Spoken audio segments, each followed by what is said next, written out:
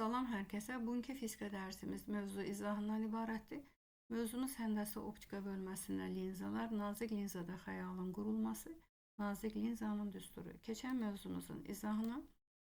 Linza nədir? Sferik səthlərlə hüdudlanmış şəffaf cisimlər linza adlanır. Linzalar ondan sınaraq keçən şüaların toplanması və səpilməsinə görə iki yerə ayrılır. Qabarıq və çökük linzalar. Deməli, qabarıq linzanı biz testlərdə toplayıcı, çökük linzanı isə nə adlandıracağıq? Səpici linza. Sonra qalınlığı sferik səthlərin radiusundan dəfələrlə kiçik olan linza nazik linza adlanır.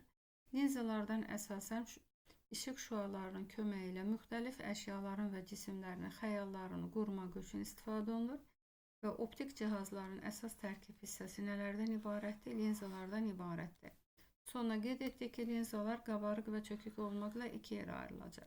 Hansı linzanı biz qabarıq linza adlandırırıq?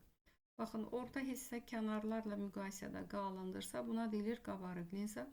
Qabarıq linzanın üç forması var. Baxın, biri iki tərəfi qabarıq, bir tərəfi qabarıq, bir tərəfi müstəvi, bir tərəfi qabarıq, bir tərəfi isə nədir? Çökük. Testlərdə şərti işarəsi isə baxın bu formada olacaq. Digər isə çökük linzadır. Yəni orta hissəsi kənarlarla müqayisədə əgər burada nazikdirsə, o həmin linzaya deyirik ki, çökük linza. Çökük linzanın da deməli 3 formasına rastlaşacaqsınız. İki tərəfi çökük. Baxın, iki tərəfi çökük.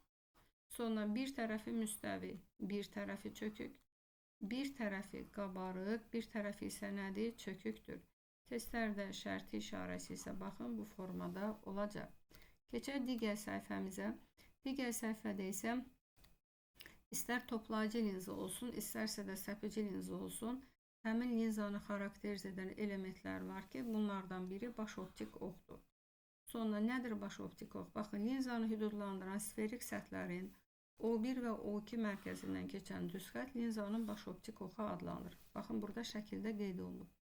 İstər toplayıcı linza, istərsə də səpici linza. Baxın, sferik səthlərin əyrilik, deməli, optik mərkəzləri, yəni sferik səthlərin O1 və O2 mərkəzi. Həmin mərkəzdən bir düz xətt keçiririk. Həmin düz xətt linza üçün adlanacaq nədir?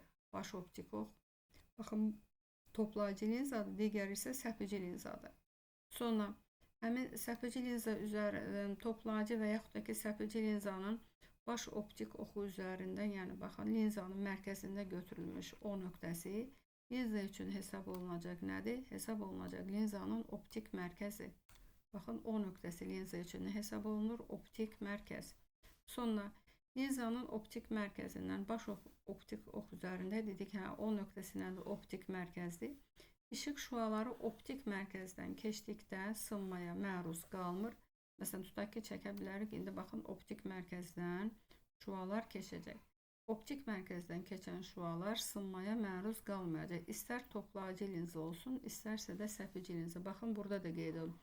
Optik mərkəzdən şüa keçdi. Həmin şüa nedir? Sınmadan keçir və sonra isə optik mərkəzdən keçən ixtiyarı düz xətti nə adlandıracaq? Adlandıracaq optik ox. Keçən növbəti səhifədə də yenə toplayıcı və səpici linzanı xarakterizə edən nələrlə tanış olacaq? Fokus məsafəsi ilə, sonra baş fokus nöqtəsi ilə, sonra bir də iki qat fokus. Baxın, burada baş toplayıcı linza qeyd olunmuşdur uşaqlar. Baxın, bu O nöqtəsi optik mərkəzdir. Digər isə baş optik oxdur. Həmin baş optik ox üzərində, baxın, buradan qeyd edək, baxın, baş optik ox. Deməli, baş optik ox üzərində optik mərkəzdən eyni məsafədə, yəni sol və sağ tərəfdə nöqtələr qeyd olunur ki, həmin nöqtəni adlandırır baş fokus nöqtəsi. Baş fokus nöqtəsindən kənarda yerləşir iki qat fokus nöqtəsi. Optik mərkəzdən baş fokus nöqtəsi arasındakı məsafə adlanır nədir? Fokus məsafəsi. Yəni, istənilən linzanın istər toplayıcı olsun, istərsə də səpici olsun, onun iki baş fokus nöqtəsi var və birciz mühitdə bu nöqtələr linzada hər ikisi eyni tərəfdə, yəni eyni məsafədə yerləşir. Sonra linza üçün digər deməli nədir? Fokal müstəvi adlanan bir anlayış da var ki, Baxın, linzanın baş fokus nöqtəsindən baş optik oxa perpendikulyar keçirilən müstəvi nə adlanacaq? Linza üçün fokal müstəvi adlanır. Baxın, bu xətt, deməli, yenə qeyd etdik, baş optik oxdur. Bu isə baş fokus nöqtəsidir. Həmin baş fokus nöqtəsindən baş optik oxa perpendikulyar keçirilən, baxın, keçirilən müstəvi adlanacaq. Nədir? Fokal müstəvi. İndi isə baş optik oxları, baxın, bütün optik oxlar fokal müstəvi ilə kəsişir. Linzada sındıqdan sonra fokal müstəvi ilə kəsişir və kəsişdiyi nöqtə həmin oxa nəzərən, həmin ox deyəndə baş optik ox nəzərdə tutulur. Həmin oxa nəzərən linzanın nədir? Fokusudur. Keçək digər səhifədə. Digər səhifədə isə linzanın baş fokus nöqtəsi üçün belə bir tərifləri də, qaydanı da qeyd etmişəm. Bu qayda nədən ibarətdir? Məsələn, birinci baxaq elə səpici linzaya. Baxın, səpici linzanın üzərinə, baxın, baş optik oxa paralel şüalar düşür. Baxın, paralel şua, bu baş optik oxdur. Baxın, baş optik ox. Paralel şualar düşür. Paralel düşən şualar linzada sındıqdan sonra onların uzantılarının kəsişdiyi nöqtə səpici linzanın baş fokus nöqtəsi adlanır. Baxın, F səpici linzanın nəyə adlanır? Baş fokus nöqtəsi. Niyə görə? Paralel düşən şualar sındıqdan sonra həmin şuaların uzantıları gəldi, kəsişdi. Və buna görə də səpici linzanın baş fokus nöqtəsi möhümüdür. Çünki həmin nöqtədə şuaların özləri yox, həmin nöqtədə linzada sınan şuaların özləri yox, uzantıları kəsişdi.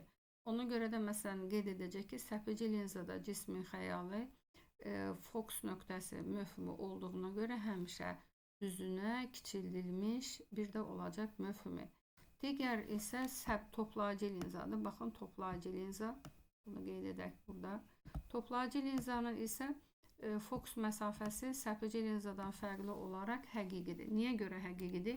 Çünki toplayıcı linzada baş optik oxa paralel düşən şualar linzada sındıqdan sonra onlar baş optik oxla şuaların özləri kəsişir. Və həmin kəsişmə nöqtəsinin adı baş fokus nöqtəsi adlanır. F hərfi ilə işarə olunur. Və toplayıcı linzanın baş fokus nöqtəsi həqiqidir. Çünki həmin nöqtədə linzada sınan şuaların özləri kəsişir. Və ona görə də toplayıcı linzada cisim məsafəsindən asılı olaraq cismin xəyallarının ölçüsü həmişə müxtəlif olacaq. Keçək digər səhifədə. Digər səhifədə isə səpici linzada xəyalın qurulması, istər səpici, istərsə də toplayıcı linzada xəyalın qurulmasını qeyd etmişəm və burada şualardan istifadə olunub. Gəlin indi isə özümüz onu sərbəst şəkildə quraq. Deməli, götürək bir xətt çəkək. Bunu biz sonra baş optik ox adlandıracaq. Baxın, burada götürək bunu linza kimi. İndi oxları qeyd edək. Baxın, oxları qeyd etdik. Buna dedik səpici linza, toplayıcı linza. Bu nöqtə optik mərkəzdir. Optik mərkəzdən, deməli, sol və sağ tərəfdə eyni məsafədə fokus məsafəsini qeyd edib deyirik baş fokus nöqtəsi. Baş fokus nöqtəsindən uşaqlar deməli optik mərkəzdən eyni uzaqlıqda yerləşəcək 2 qat fokus nöqtəsi. Bir də burada bir cisim götürək. Baxın, burada bir cisim götürək. Həmin cismin toplayıcı linzada xəyalını quraq. Xəyalı qurmaq üçün istifadə edəcək 2 şuadan və yaxud da ki 3 şuadan. Birinci nə qeyd edək? Deməli, baş optik oxa paralel düşən şualar linzada sındıqdan sonra baş optik oxla şua kəsişir. Baxın, şua kəsişdi, çəkdik. Digər şua düşəcək optik mərkəzə. Optik mərkəzə düşən şua sınmadan istiqamətini nə edəcək? Davam etdirəcək, yəni sınmır. Sonra üçüncü şua isə, məsələn 2 şuadan da istifadə edərək çəkə bilərsiniz. Gəlin üçüncü şuanı da çəkək. Üçüncü şua isə baxın, burada 2 şuasıdır. Deməli, digər şua isə baxın, baş fokus nöqtəsinə düşür və düşür linzanın üzərinə. İndi isə həmin şua linzada sındıqdan sonra baş optik oxa paralel getməlidir. Və paralel gedir və şualar kəsişdir. Gəlin, bura B yazaq, burada A yazaq. Deməli, həmin kəsişmə nöqtəsinə gəlir. Şualar B nöqtəsindən gəldiyinə görə buraya yazırıq B iştirik. Və həmin nöqtədən baş optik oxa perpendikulyar qaldırırıq və bu zaman aldıq cismin xəyalını. İndi bir də nəyi müəyyənləşdirməli? Baxın, cisimdən linzaya qədər olan məsafə, cisimdən linzaya qədər olan məsafə cisim məsafəsi, linzadan xəyala qədər olan məsafə isə olacaq xəyal məsafəsi. İndi baxaq ki, bizim cismimiz linzadan harda yerləşir? Cisim linzadan 2 qat fokusdan kənarda yerləşdiyinə görə onda yazırıq ki, cisim məsafəsi böyükdür 2 qat fokusdan. Bəs cismin xəyalı isə gəlib yerləşib F-lə, yəni baş fokus nöqtəsi ilə 2 qat fokus arasında. Bu zaman xəyal məsafəsi baş fokus məsafəsindən böyük, 2 qat fokus məsafəsindən isə nə olacaq? Kiçik olacaq. Bəs nə cür xəyaldır? Cismin xəyalı həqiqidir. Niyə görə həqiqidir? Çünki şüaların özləri kəsişdir. Sonra cismin xəyalı kiçildilmişdir. Özü ilə müqayisə etsək, kiçildilmiş xəyaldır. Sonra cismin xəyalı tərsinə, yəni çevrilmişdir. Ümumiyyətlə, toplayıcı linzada cismin altı xəyalı olacaq, yəni altı vəziyyət, cismin altı vəziyyəti olacaq və həmin vəziyyətə uyğun olaraq xəyalın ölçüləri dəyişəcək. Digər isə səpici linzadır. Səpici linzada da baxın, burada AB cismi yerləşdirilmişdir. Həmin cismin linzada xəyalını qurmaq üçün baxın, birinci şüa baş optik oxa paralel gəldi.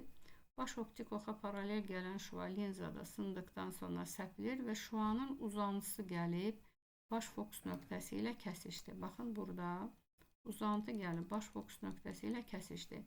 Digər şüa isə optik mərkəzə düşür. Qeyd etdik ki, optik mərkəzə düşən şüa sınmır. Yəni şüalar kəsişdi və həmin kəsişmə nöqtəsində alınıb cismin xəyalı. Burada artıq şüanın birinin uzantısı gəlib kəsişdiyinə görə xəyal olacaq. Nə cür xəyal? Möfhümü kiçildilmiş, bir dənə yazırıq düzünə. Xəyal cisimlə həmişə nədir? Linzanın eyni tərəfində yerləşəcək. Nə cür xəyal olacaq? Möfhümü. Sonra əsasda nə yadda saxlayırsınız? Deməli, cisim linzaya yaxınlaşa bilər. Məsələn, götürdük ki, buradadır. Bu zaman xəyalı da nisbətən linzaya yaxınlaşacaq.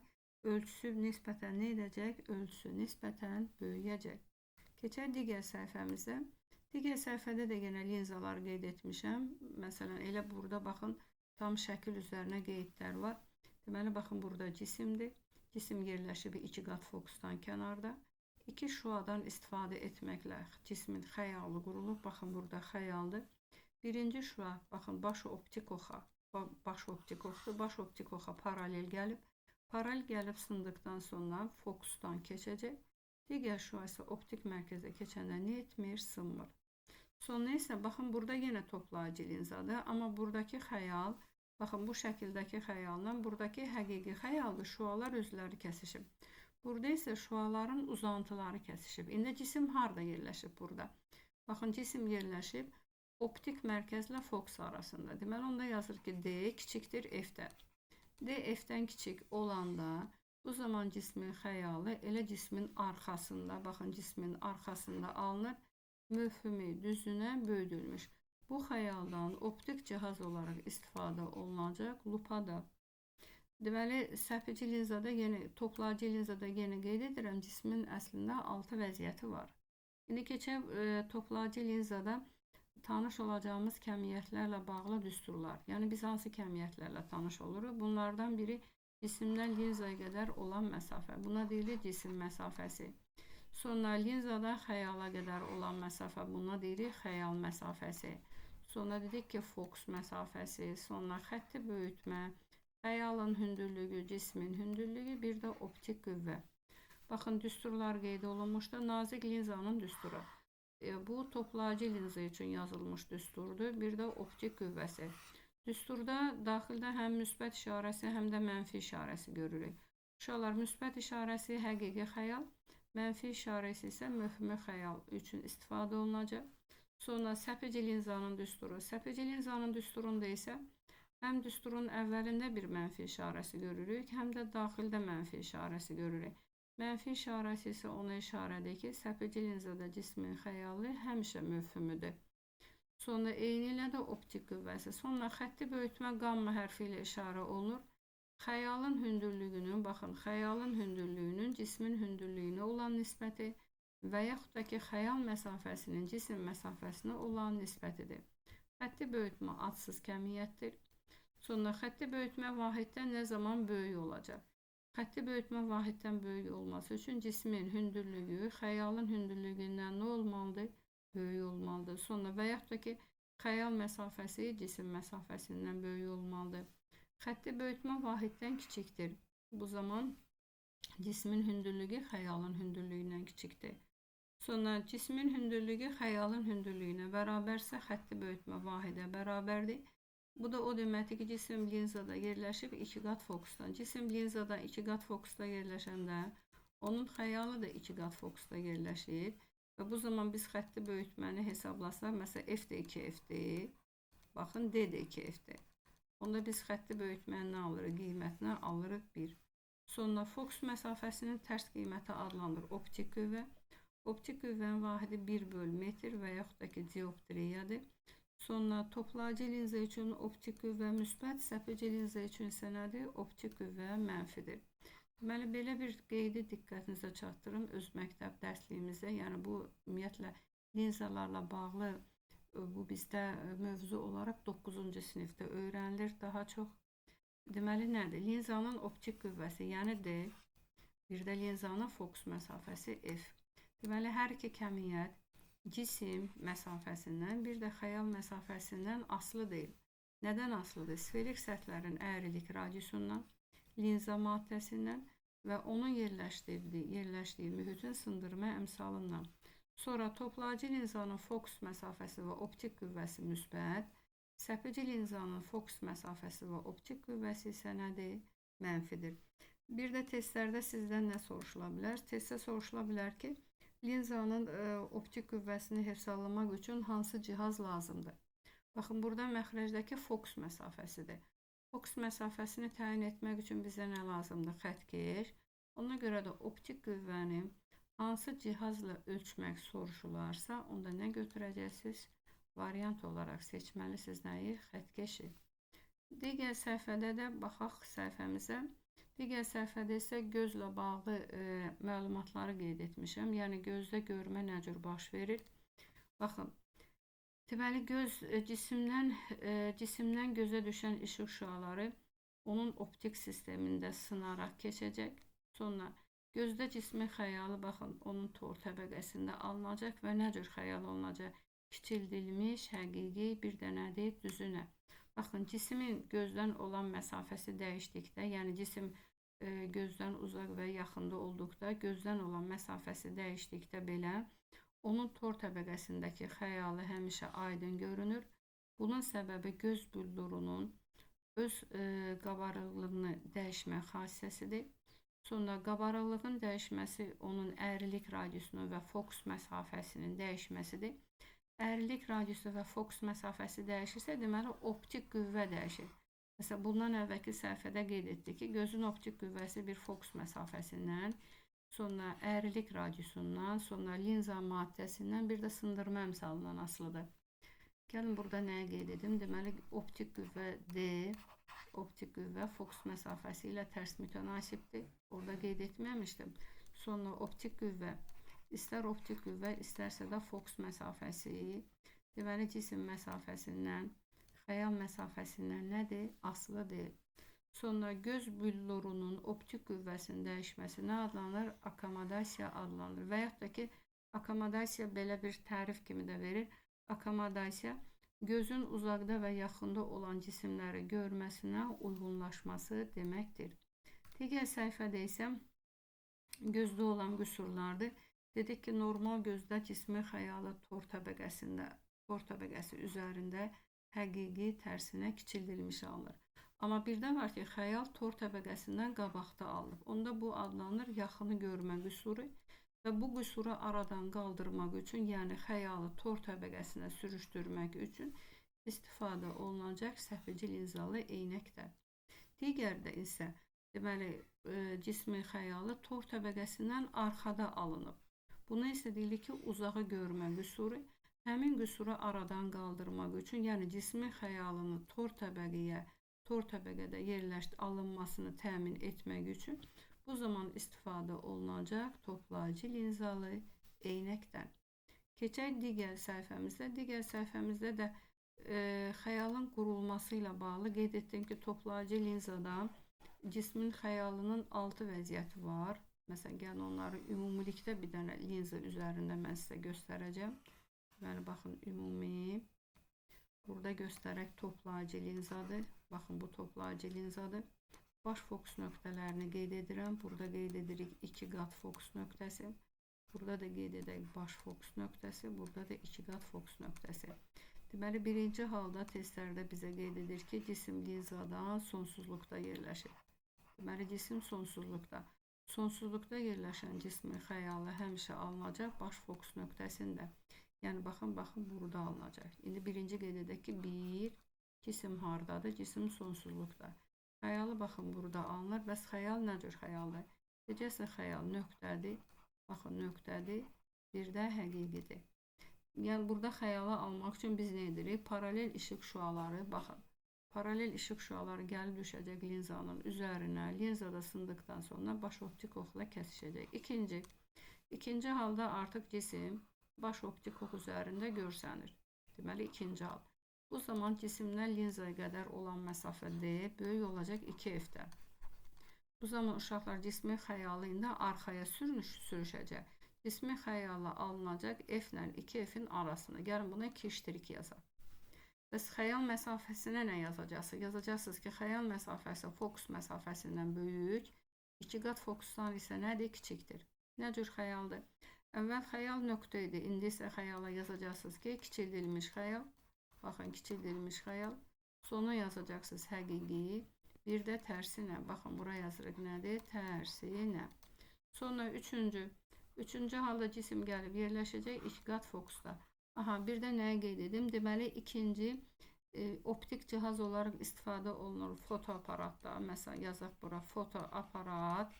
Yəni, fotoaparatda cismin xəyalı kiçildilmiş həqiqi tərsinə. Məsələn, eyni ilə bayaq qeyd edik ki, insan gözündə də cismin xəyalı kiçildilmiş həqiqi bir dənədir, tərsinədir. Üçüncü artıq cisim gəlib yerləşir 2 qat fokusda. Deməli, D bərabər nəyə? 2F-ə. Bu zaman cismin xəyalı da elə yerləşəcək 2 qat fokusda. Deməli, F də bərabərdir 2F-ə. Burayı artıq indi buraya yazacaqsınız ki, cismin xəyalı özü boydadır. Cismin xəyalı özü boyda. Sonra yenə yazırıq həqiqi xəyal, çünki şüaların özləri kəsişəcək. Bir də yazırıq ki, tərsinə, yəni çevrilmiş. Baxın, tərsinə çevrilmiş. Gəlin buraya yazaq 3 Dördüncü hal. Dördüncü halda isə cisim yerləşəcək. Deməli, 2 qat fokusla fokusun arasında. Bu zaman cismin xəyalı 2 qat fokusdan artıq kənara çıxacaq. Deməli, buraya yazacaqsınız ki, D böyükdür F-dən, kiçikdir nədən? 2F-dən. Xəyal məsafəsi F böyükdür 2F-dən. Cismin xəyalı artıq buraya yazacaqsınız böyüdülmüş xəyal. Buraya yazırıq böyüdülmüş xəyaldır. Sonra həqiqidir. Bir də tərsinədir. Və burada xətti böyütmə də vahiddən böyükdür. Baxın, burada qeyd edək vahiddən böyük. 2 qat fokusda olanda xətti böyütmə vahiddən bərabər. İkinci halda isə xətti böyütmə vahiddən nədir? Kiçikdir. Bax, buradan birinci nöqtə idi, sonra kiçildilmiş, sonra özü boyda, sonra oldu böyüdülmüş. Baxın, bu dördündə də burada 4 dənə xəyaldır artıq. Dördündə də cismin xəyalı həqiqidir. Beşinci halda isə cisim gəldi, çıxdı hara? Baş fokus nöqtəsinə. 5. Cisim baş fokus nöqtəsinə gəlib çatanda, gəlin 5-i burada qeyd edirəm. Deməli, D bərabərdir F-ə. Bu zaman biz cismin xəyalını qursaq, şüalar kəsişmir. Nə şüaların özləri, nə də onların uzantıları kəsişmədiyinə görə cismin xəyalı gedib çıxır sonsuzluğa. 6-cı xəyal isə artıq möfhümü xəyaldır. 6. Baxın, cisim buradadır. Buraya yazaq 6. 6-cı halda cismin xəyal məsafəsi fokus məsafəsindən kiçikdir. Baxın, xəyal məsafəsi fokus məsafəsindən kiçikdir. Bu zaman cismin xəyalı cismin arxa hissəsində alınacaq. Gəlin quraq, baxın, cismin xəyalı, bir dəqiqə. Cismin xəyalı arxa hissədə, baxın, burada alınır. Yəni, nə cür xəyaldır? Möfhümüdür. Baxın, cismin xəyalı möfhümüdür. Düzü nədir? Bir də nədir? Böyüdülmüşdür. Deməli, biz burada nəyə qeyd etdik? Cismin neçə xəyalını qeyd etdik? Cismin 6 vəziyyətini qeyd etdik. Həmin 6 vəziyyətdə qeyd etdik ki, cismin xəyalı oldu. Nə cür xəyal? Cismin xəyalı oldu. 6-cıda möfhümü düzünə, bir də nədir? Böyüdülmüş xəyal alındı. Deməli, buradan aydın oldu ki, toplayıcı linzada, sildim mən bunu, toplayıcı linzada cismin altı vəziyyəti var. Görüm geri qaytara bilərəm. Toplayıcı linzada cismin altı vəziyyəti var. Bu altı vəziyyətdə deməli nə cür xəyallar oldu? Möfmü də oldu, düzünə də oldu, hətta xəyal hara getdi, çıxdı, sonsuzluğa çıxdı. Deməli bu günlük bu qədər. Bugün mən sizinlə deməli həndəsə optika bölməsində mövzu izahına baxdım. Deməli mövzumuz əsasən linzalarla bağlı oldu. Linzada xəyalın qurulması, sonra nazik linzanın düsturu, bir də şüaların istiqamətlərini qeyd etdik. Bugünlük bu qədər. Növbəti videoda isə dim test toplusundan linzaya aid olan testlərin izahı ilə tanış olacaq. Sağ olun.